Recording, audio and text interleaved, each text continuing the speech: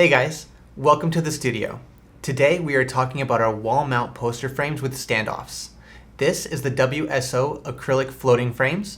You might recognize the design as it is commonly used in banks, medical offices, hotel lobbies, just to name a few.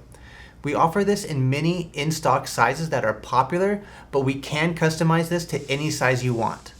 How this works is 2 panels of thick acrylic sandwich the graphic insert in place and is mounted on the wall either vertically or horizontally using those standoffs. The fits insert size in the specifications tab on the product page is the recommended insert size.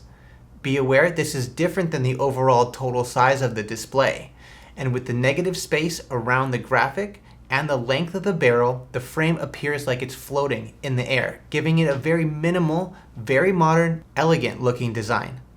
As a standard, we offer brushed stainless steel standoffs, which are high quality and heavy duty. But if you want different colors or finishes like polished aluminum or wood, we have many options to choose from. Each purchase will include 2 panels of clear acrylic, 4 or 6 standoffs depending on the size you purchased, with screws and anchors to match. Installation is easy.